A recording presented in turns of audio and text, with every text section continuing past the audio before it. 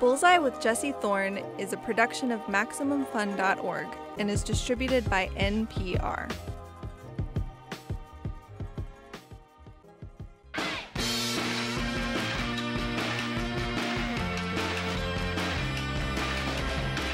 It's Bullseye. I'm Jesse Thorn. Maybe you've done this before. Typed into Google the address of your childhood home, or maybe a pizza place you went to growing up. See how it looks now. If it's in a big city, odds are you can see how it changed through the years. Little imperfect snapshots in time. It could be someone remodeled that house you grew up in. Maybe the pizza place turned into a ramen shop. Maybe those buildings have been torn down altogether and replaced by a drugstore or whatever. But usually those online searches only take you back 10, 15 years, and the photos don't look that great. But what if I told you you could go even further back in time and see the history of small places in cities in brilliant high-resolution clarity? That is, in part, the work of Rick Prelinger. Rick is an archivist and a professor at UC Santa Cruz. He's also a collector of found and discarded footage, home movies, outtakes from industrial videos, never-before-seen B-roll from old feature films. He's digitized, labeled, and archived literally thousands of hours of it. With his partner, he co-founded the Prelinger Library in San Francisco, which collects similarly ephemeral stuff, out-of-print books, magazines, flyers, photographs. Maybe my favorite part of his work, though, is a thing called Lost Landscapes. It's a series of movies Prelinger cobbles together from his archives. So far, he's covered San Francisco, Los Angeles, Detroit, and more. All of them are stunning to watch, especially if you've lived in any of those places. You can view all of the Lost Landscape films on Rick's website, and you should, but maybe the best way to take them in is when he shows them live. He presents the films in a big auditorium without a soundtrack. He grabs a mic and sort of acts as a tour guide, and you, the audience, are encouraged to chime in. Questions, memories, exclamations, whatever. It's really special. Here's a little bit from a recent Lost Landscapes Rick hosted in San Francisco. He's showing the audience some old tourist footage of Alcatraz. What year is this? 1956. Still an active prison, of course. Sometimes in home movies you can see inmates in the yards. Not so much this one.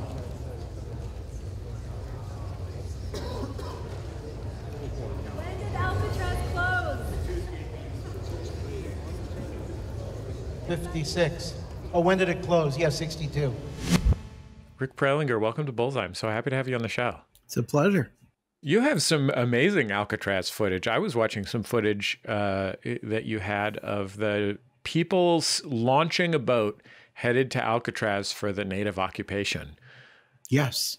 That's a home movie with a really interesting story shot by a man named Sykes, who was a black activist in the rehabilitation business, came to San Francisco to try to shake up the National Trade Association, and he shot all sorts of things. He hung out with Earl Caldwell, who was the reporter embedded with the Black Panther Party, and Angela Davis, and he shot the activists on the way to Alcatraz.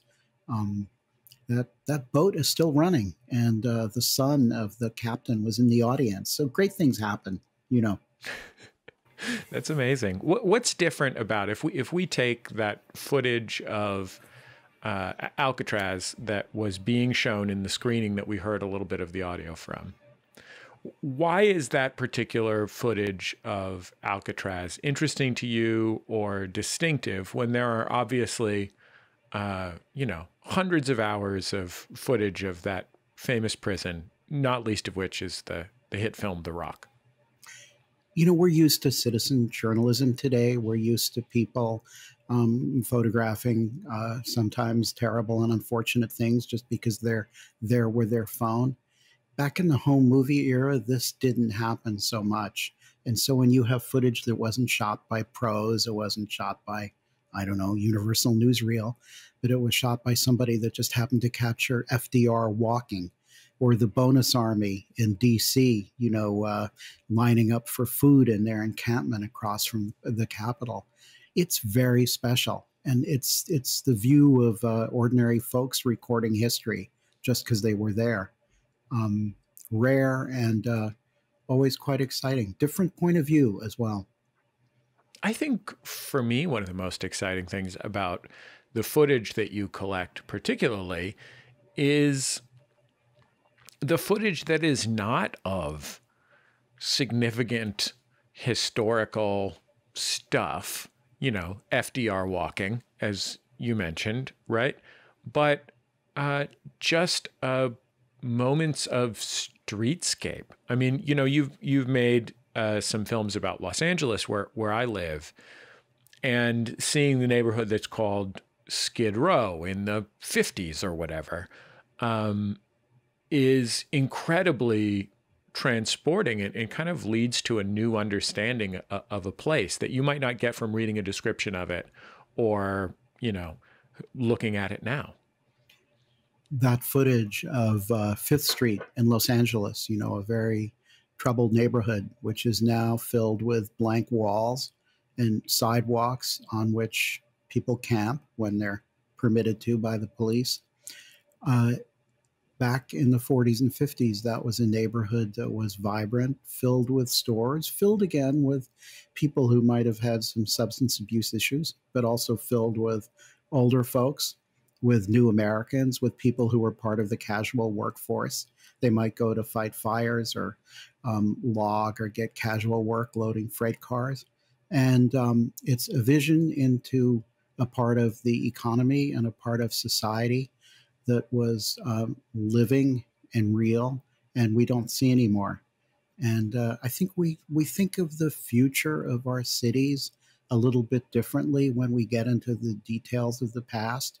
We can't go back. I'm not a nostalgic person, but I do believe that a lot of the templates for the world that we might want to live in, the world we would hope to live in, can be found or can be understood by seeing this rich imagery from the past. Do you remember the first piece of ephemera that you saved? Well, ephemera. So my whole life, I've always collected something. I was one of those kids that collected stamps and coins. Back in the mainframe computer era, I would go to the computer center in my city and ask for old IBM cards. But the first... My dad complained to me that when we were walking to preschool together from the Glen Park BART station in San Francisco, he would have to physically drag me because I would be like picking up eucalyptus nuts off the ground from a eucalyptus nut collection. Well, this is right. So we were squirrels. We were looking for sort of intellectual nourishment that we would carry in our pockets, perhaps. But I'll tell you, the first film I collected was in 1982. And it was a film, it came from the collection of the Grand Rapids Police Department. And it was a film called When You Are a Pedestrian. It was about how to walk safely. And it was shot in Oakland, on the streets of Oakland, by a man named Bainbridge, who put his actors at risk because he just sent them out into traffic to walk in front of cars and to jaywalk with their children, and to walk the wrong way along the side of the highway leading to the tunnel. And I don't think the cars knew that this was a movie. So it was great. And what sent me about that movie was it was shot in Oakland, as I told you, a place where I'd lived. And it was such a rich picture of what the city of 1948 looked like. In the middle, you had some kind of simulated accident, kids falling off their bikes or hanging onto milk trucks and getting into trouble. But on the sides and the periphery was all the life of the city. And that's what got me collecting film. When you find a movie like that, what can you do to learn about who made it, and how concerned are you that someone who has some claim to it will interfere with you archiving and sharing it? So I spent a lot of time researching the context of films, who made them, the companies that made them, who were the people, where did they go, what's their story. One of the amazing things about the United States is that we are the most media-rich country in the world. We produce more media than, or we throw away more media, I should say, than other countries ever produce. And because of peculiarities in our copyright law, a great deal of this media was never copyrighted. Or if it was copyrighted, it was not renewed, or perhaps they didn't observe all the formalities. So an overwhelming majority of work that was made before 1964 is in public domain. And then even a lot of work made before the 80s is also in public domain. So I've always had this great privilege where I can go over to the shelf and pull a film and, quickly check copyright on it. And there's a very good chance I'll be able to use it. So just a tremendous, the public domain is an amazing resource. And most media makers don't know about it. But it's generationally unjust because I'm a boomer and my culture, a lot of my culture is in the public domain. But if you're a Gen Xer or if you're a millennial or if you're younger than that, your culture is copyrighted. So you run some risks if you want to make work that, rises above a certain level on the horizon. One of the problems with that risk, as a media maker myself, is that it is... it's disproportionate. It's, it's like having a lot more, one side has a lot more nuclear weapons. The issue is that if you presume something is in the public domain or is fair use according to copyright law, and you are wrong or even accused of being wrong, it can be catastrophic unless you're working on a huge scale. And that feels so scary to me as somebody who makes stuff and sometimes has to use some of stuff that, we use stuff that we don't have explicit permission to use on this show every episode, There's a chilling effect. I always tell my students, and I tell independent filmmakers and artists that if you're making work that's not going to go on Netflix, please get the pig out of your head. Just make your work, don't be chilled. But if you are trying to make work that's going to go into mass distribution, for sure you have to think about that. But there's good news, which is that fair use, which is not a right. Fair use is not a right. It's a defense. But there are best practices for fair use for people working in documentary and working in art and other areas. And if you observe those best practices, you're very likely to be able to get insurance and get your production distributed. A lot of major films are fair use now. And so it's bad, but it's much better than it was. We'll have even more with Rick Prelinger after a short break, including the time Rick found a video of himself at 5 years old in someone else's home movies. Stay with us. It's Bullseye from MaximumFun.org and NPR. Support for NPR and the following message come from Culturelle. IBS symptoms can be tough to manage with diet alone. Culturelle IBS Complete Support is a medical food for the dietary management of IBS, designed to relieve the intensity and reduce the frequency of severe digestive symptoms associated with all IBS subtypes. Save 20% on IBS Complete Support with promo code RADIO on culturelle.com. Or, for occasional digestive issues, try Culturelle Probiotic Supplements. A few years ago, a website popped up in Stockton, California, and conspiracy theories started ramping way up. And it's being funded by conservative movement underneath the table. And I was like, oh my gosh, you guys, people really believe this. What happens when the local news outlet isn't fact-checking conspiracy theories, maybe encouraging them? Listen now from NPR's Invisibilia podcast. Welcome back to Bullseye. I'm Jesse Thorn. If you're just joining us, I'm talking with Rick Prelinger. He's a professor and archivist and one of the leading collectors of video ephemera. The Prelinger Archives, which he co-founded, compiles tens of thousands of films that document America as it was. There are home movies, outtakes for educational videos, and all kinds of other non-traditional formats. About 20 years ago, it was added to the collection of the Library of Congress. Let's get back into our conversation. One of the things that to me is so special about your archive, much of which is online and available for free, is that it gives a centralized resource or a semi-centralized resource to filmmakers who are looking for that kind of stuff because they need it for their work and they need more information than they might have if they found it on the street. You know what I mean? We're trying to get better about this all the time, trying to get better about annotating what we put online, trying to put more online. But, when I first met Brewster Kahle, the founder of Internet Archive in '99, we were on the phone, and in the first 30 seconds of our conversation, he said, "Hey, how would you like to put your archives online for free?"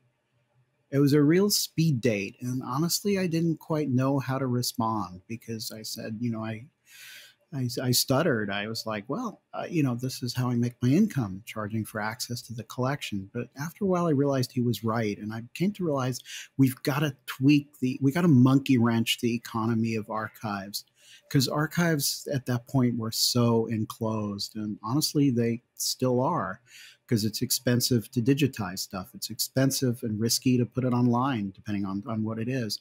And most of the great stuff in moving image archives you can't see online. And I really wanted to monkey wrench that and make a lot of material available and see what would happen. One of the things I wanted to do was give everybody the opportunity to comment on American culture, to find their own resonance and find their own families, where their family had come from. I wanted newer Americans to be able to understand the heritage of the nation that they'd migrated to and look at it critically. I wanted every kind of emergent generation to look at all this stuff and come up with their own attitude towards it. And that sort of happened. People, makers, everybody uses that stuff. And what's great is I don't know how it's used. Our collection's vanished into the internet. It's become infrastructure. And that's the highest destiny of an archives, that it becomes something that people use every day. It becomes like air and water. Nobody asks any questions. There's no special rigmarole needed to invoke history. History should be like, air that surrounds us. It should be everywhere. It should be available at a moment's notice. And so I feel great about that. One of the things that attracted me to your work was that you have made films about the city that I'm from, San Francisco, and the city in which I live, Los Angeles. And, obviously, me being from those places, there is special interest to me in looking at the placeness of it, looking at the physical place of it. And that is in a lot of ways the theme of those landscapes films that you've made. Is that interest in landscapes and the way they change and the way they interact with our lives something that came out of the film collection, or something that, fed the film collection?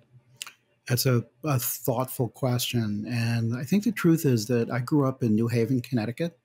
New Haven got the lion's share of the redevelopment money from the feds in the 50s and 60s, and they tore the heart out of the city. It was like a donut after they finished, a big hole in the middle. And I became fascinated with what had been on the streets before they built all these vacant lots and these buildings that themselves became derelict, some years later. So I started looking at old photographs, old postcards, moved to California to go to school, got fascinated with the way that the past is always present in California, where you have buildings from the 30s and 40s because the weather is good, coexisting with the newest construction. And it seemed natural to start looking for the evidence in these films. And that's, as I said about Oakland. These films were such great evidence, and it has been a self-feeding thing. I live now to find new footage of Los Angeles. Like I'm looking right now for home movies of East LA, of the barrio, of neighborhoods in the inner city, Black neighborhoods in Los Angeles, not just Central Avenue, but also right around downtown as well. And finding that material excites me because I know that it's going to mean a lot to people that are trying to understand the history of their neighborhoods and the history of their communities. Working right now on Chavez Ravine, there's very little footage of Chavez Ravine. I found footage of the elderly folks' home, for which is called Los Viejitos up on the hill. There was like a private home for elderly people in Chavez Ravine. It's amazing footage. It's in the LA film, and it's a pastoral, countrified, people living among the eucalyptus. It's like nothing you could imagine today. I think the story of Chavez Ravine is a revealing one. It is, of course, the place where Dodger Stadium was built in the 1950s, and it was a very small community. Folks who are interested in the story of this should listen back to. We did a whole episode of Bullseye about it. But one of the things that is revealing about it is that when urban landscapes change, there is an element of inevitability. There's an element of the cyclical nature of buildings. As you mentioned, weather affects buildings, right?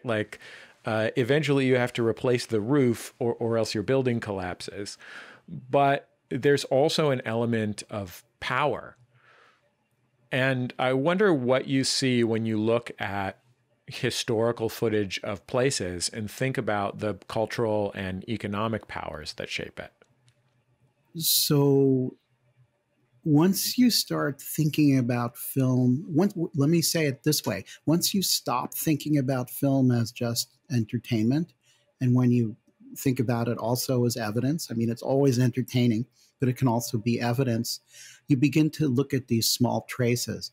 And one of the things that happens when I do these urban landscape events is that we're taking movies that were made for viewing, in a family environment on a small screen and blow them up to a big screen. And you see all the detail. And the audience turns into cultural geographers and ethnographers and linguists. They get very, very into the evidence. And you can start to see the signs of, let's say, gentrification and displacement, even back in the 30s and 40s. Yesterday in my class at UC Santa Cruz, we had a woman named Marisol Medina Cadena, who's producing podcasts for KQED. And she said when she worked for KCT in LA, she learned that gentrification is a long process. It's sometimes 30 or 40 years in the making. Like Bunker Hill in LA, it took years to reclaim that neighborhood for big business. And in these films, you can start to see the signs. You can kind of pick apart history with sort of mental tweezers and look at what's old and what's new and what's being threatened and how populations are starting to be pushed in different directions by forces that they don't control. So, yeah, I'm going on a bit about that, but the film evidence is so vivid. Yeah. I grew up in the Mission District in San Francisco, and I remember being told as a teenager in the late 1990s, when the first internet boom was kind of sweeping across the city, that this was a neighborhood that had always changed. You say, well, it used to be an Irish neighborhood. My wife has Irish American relatives who lived there in the 30s and 40s, and it only became a Latinx neighborhood of Mexican and Central American refugees in the 60s, 70s, and 80s. And so all this that I saw as permanent was relatively new. And I remember feeling very deeply that while all of those things were true, what they didn't account for was the relative power of those forces, right? That when my mom got evicted, owner move-in evicted from her apartment when I was 11, that she had no agency to exercise in that change, whereas someone else had had full agency. Someone had bought the building and moved their daughter into my mom's apartment so they could clear it out. And that is, those kinds of forces are ones that you kind of have to reveal when you're putting together a film like your films. Like it is the juxtaposition, it is the choices that you're making that show that. It's putting history and people together. My movies, people talk during the screening. So there is some sound, but a lot of them are silent. And the audience is invited to talk back. And sometimes it's people asking questions. Sometimes it's people telling stories of their own lives or their families. Sometimes it's people arguing. But it's that juxtaposition of evidence and testimony, you know, what in Spanish would be called testimonios, personal memory stories that aren't necessarily considered history by scholars, but are still incredibly valuable evidence. That's, I think, what you have to do. I'm going to say one other thing, you know, about the San Francisco. You know, there is this feeling that that it became a Latinx neighborhood in the 60s, but we have a home movie of a Mexican-American family from about 1951, 52, a little further down in the Excelsior. And this is a family that's really well situated in San Francisco, working family.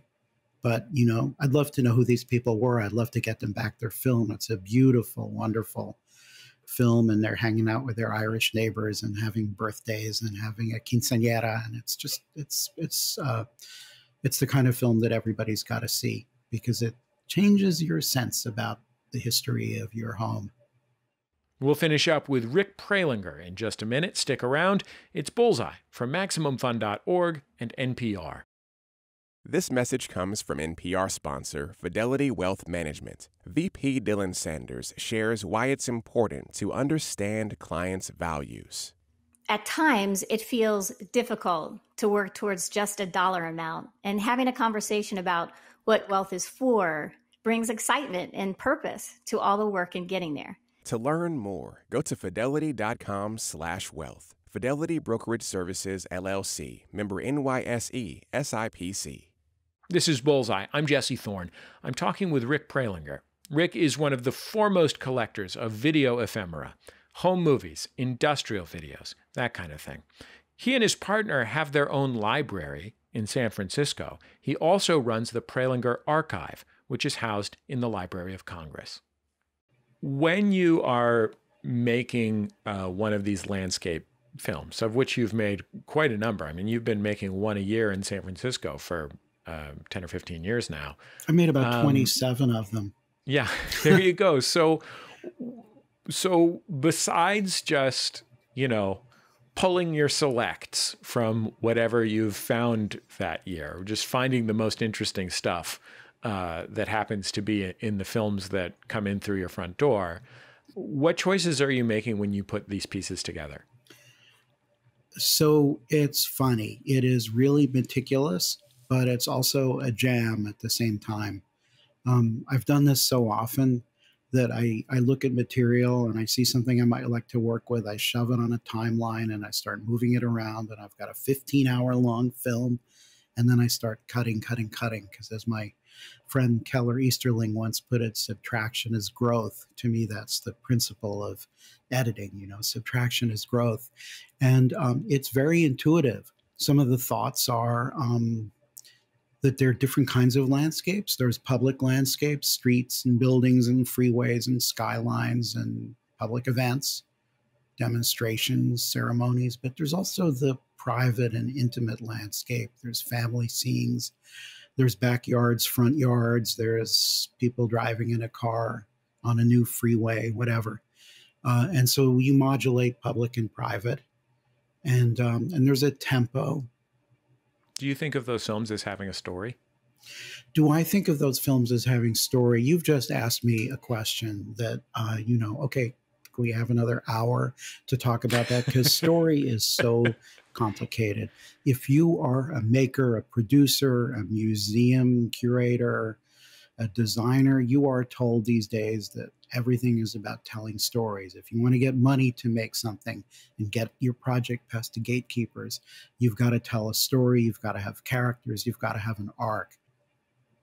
Cornet Films was one of the most prolific and significant producers of the kinds of educational films that people think of when they think of the parody of a film projector being rolled into a classroom in 1960 or 1958, and this is how Jimmy brushes his teeth plays. Do you have a favorite in their oeuvre? Oh, Cornet Films. There's 2,000 of them. You're asking me a very, very hard question. But I like Are You Popular, which was made in 1947. And it was part of this great movement after World War II when society lost control of teenagers. It was made to try to train kids how to be kids again. And it's kind of the definitive statement on, gender roles, on penalizing sexually expressive girls, on sort of control. It's about how you have to conform in order to be accepted by people around you. Do you laugh at the films that you watch? Yeah, I find that these films still trigger me in a lot of different ways. And a lot of times I see things that are pretty funny. But lately I have been laughing at outtakes. And I'll tell you why. In 2002, our collection was acquired by Library of Congress. Our collection up to that point, it was 18 tractor trailer loads of film, about 200,000 cans. And among it, that stuff were some really large collections of industrial outtakes that I'd acquired. And last year, the Library of Congress said, we're not going to keep these outtakes. Do you want them back? And I said, sure. And we got about 19 pallets of outtakes back. There's going to be more. And my spouse, Megan, and I have been transferring. I assemble rolls and she scans. And it's this world of, it's an alternate 1960s and 1950s because it's stuff that wasn't used, and it's just incredible. And that's where you find the humor, these really small movements, the mistakes, the blooper. But it's more than bloopers. It's a very odd view of the past. And of course it's all pristine, so it's hyper real. It could have been shot yesterday. So I laugh at outtakes. When I was watching films from your collection in the Internet Archive, which is available for free online, I remembered upon looking at the most popular videos that maybe like one time, like 10 years ago, my co-host on another show, who's a comedy writer, and I, for a pledge drive thing, had pulled short films from that archive to write jokes about. And obviously, the folks at Riff Tracks and Mystery Science Theater 3000 and Cinematic Titanic have made a living doing that. What do you think when you watch one of these painstakingly preserved slices of history and see it as a venue for dumb jokes? I love it. And I want to say, Mystery Science Theater, Joel Hodgson, who's going to come speak in my class next month, Mystery Science Theater is a class act because there are riffs and there's gags that, if you're an ordinary Minnesotan, you'll get. There's riffs and tracks, but there's stuff that, if you have a PhD in literature, you'll get it. It just works on many, many levels. And a lot of great comedy approaches different people differently, but all at the same time. It's kind of an orchestral score. And that's, I think, their great achievement, that they've made something that, in academia we would say it's multivalent. It happens on a lot of different levels at the same time. Also caring. I imagine that you find common cause in their very sincere interest. When I talk to Kevin Murphy or Bill Corbett about the movies that they're mocking, which they are to some extent mocking, I'm always struck by how much they love them. They love them. And yeah. And I know that you love this stuff too. Yeah. You can't, you can hate some of the ideas, and you can hate the fact that these films were weaponized sometimes for bad purposes. But you think of the people making them and the workers putting these films together. And I do feel a bond. One of the most remarkable kinds of film that you have in your archive and that you often use in the landscapes films is the film that was shot to be rear projected in bigger budget productions. Tell me about what that film is and why it's consequential. So imagine that you are watching a Hollywood, let's say a film noir from 1949, 1950, and there's a chase and people get into a taxi cab, and out the back window of the taxi cab, you see the street going by, and it's, in the movie, it's out of focus and maybe it's bouncing up and down. That's a process plate being projected in the rear of a car that's cut out. And it turns out that those process plates are actually rock steady, razor sharp, lockdown views of cities, country, oceans and skies, the whole world. And they were not shot to be a record, but it turns out they're an amazing record. Something about when you move through space in a car, you also feel like you're moving through time. I don't really know how to describe it, but there's an uncanny feeling about it.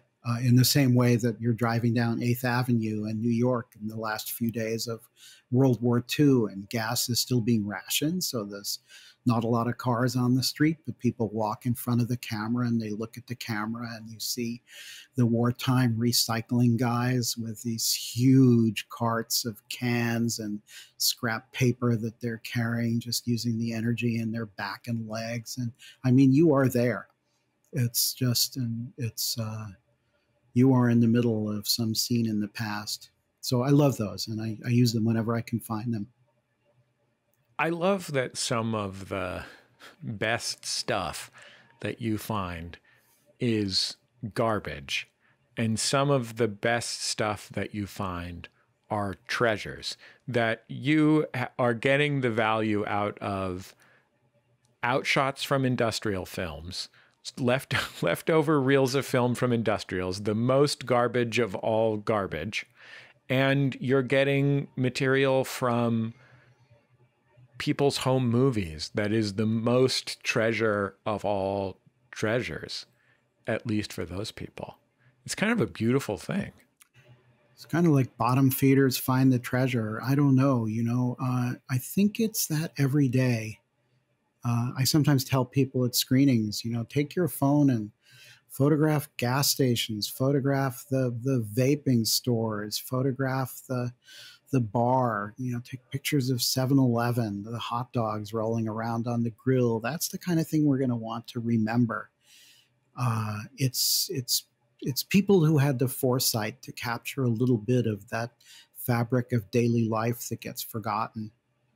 I'd love to know what the world was like when I was a kid, and I can't because we didn't shoot home movies, but I can look at other people's home movies and get a sense of kind of how the material space has changed.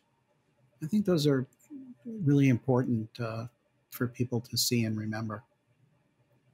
You're an anti-nostalgist, and that's a value that I share, at least in theory. Maybe 2 years ago, I saw some photographs by a photographer who's based in the Bay Area named Janet Delaney that she had shot when, in the late 1980s, when I was a kid, in the Mission District where I grew up. And she was really into shooting public gatherings, you know, the Cinco de Mayo parade and stuff like that. And it was a sensory rush like almost nothing I've ever had in my life to see what I still think of as my home represented directly in front of me in a way that, you know, outside of, I guess, exteriors in the movie Sister Act, I had basically never seen in that way. You grew up in New Haven, Connecticut. Have you ever had that experience of seeing not just like a place where you live, but a place where you are from on film? A few years ago on eBay, I saw a film for sale called Homes of Connecticut, and I bought it.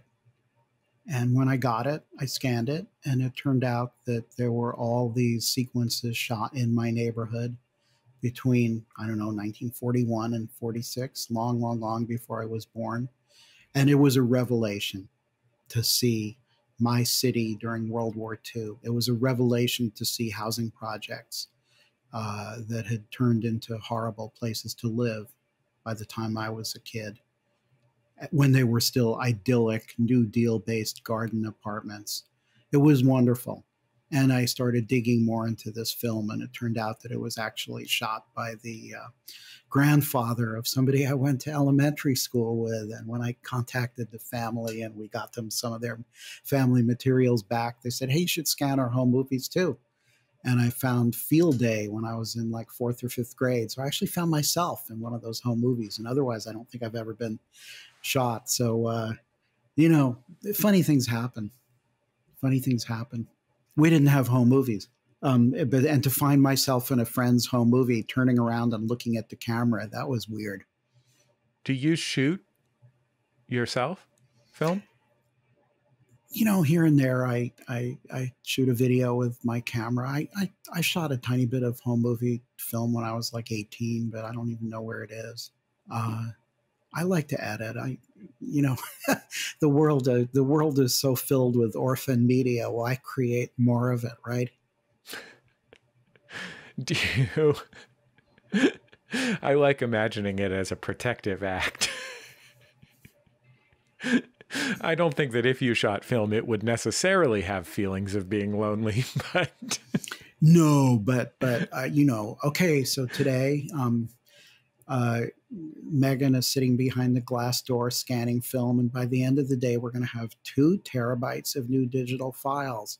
And those 2 terabytes are like our children. They have to be taken care of. They have to be duplicated. They have to be migrated and stored in 3 different places. That's a responsibility. It's a life sentence. And so, you know, I will tell you, a lot of socially conscious archivists right now are questioning how much material we should actually save because of the cost of keeping it on the environment. It's like making NFTs, you know,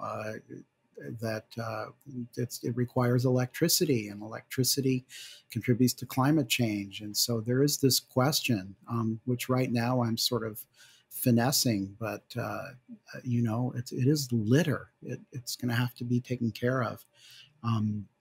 And we don't have any answer to it. You know, when films that came back from the Library of Congress, that we gave the Library of Congress and they gave back to us, nobody wants them. And if we don't keep them, nobody else will. We are like, this is the last stop. And if I have to throw something away, it's a really complicated feeling because, you know, and this is true in a lot of media. Who's going to keep it? And in some cases, nobody will. What's the most beautiful thing you've seen on film in, let's say, the last month? The most beautiful thing I've seen on film in the last month, I'm going to talk about a man named Henry Fischer, who went by the name Henry Charles, who was wounded in World War II and went to NYU Film School on the GI Bill and learned about humanistic documentary, moved back home to Jersey and started making films about the Jersey Shore, you know, for tourist boards and so on. But he also made these industrials. These are the most public-spirited businesses in New Jersey. And he saw his work as art. His films are filled with reflections and views through many layers of glass and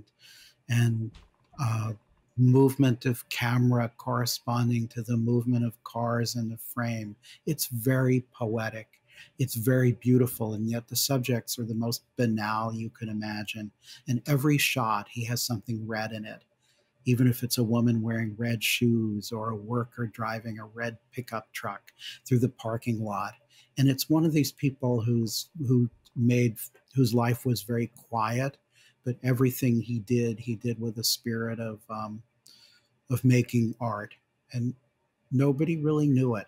Nobody really probably saw this except himself and his editor and maybe us.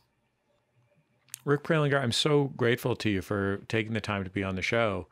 Thank you for your extremely thoughtful questions, and I hope people will use the archives and make new work. Rick Prelinger. As you probably guessed, there aren't any live showings of Lost Landscapes planned right this moment, but we will have a link for you to watch the entire collection. They're all breathtaking. Just find the Bullseye page at MaximumFun.org. That's the end of another episode of Bullseye. Bullseye is created out of the homes of me and the staff of Maximum Fun in and around greater Los Angeles, California, where I had to deal with a pigeon that my son said was probably still alive, but upon further inspection was definitely not. R.I.P. pigeon. The show is produced by Speaking Into Microphones. Our producer is Kevin Ferguson. Jesus Ambrosio and Jordan Cowling are our associate producers. We get help from Casey O'Brien. Production fellows at Maximum Fun are Richard Roby and Valerie Moffett. Our interstitial music is by Dan Wally, also known as DJ W.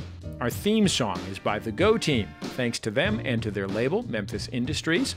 You can also keep up with the show on social media. We're on Twitter at Bullseye. We're on Facebook at facebook.com/Bullseye with Jesse Thorn. And we are on YouTube. You can search on any of those platforms and find our interviews there. You should smash that subscribe button on YouTube. Feels gross even saying that phrase. I apologize. And I guess that's about it. Just remember, all great radio hosts have a signature sign-off. Bullseye with Jesse Thorn is a production of MaximumFun.org and is distributed by NPR.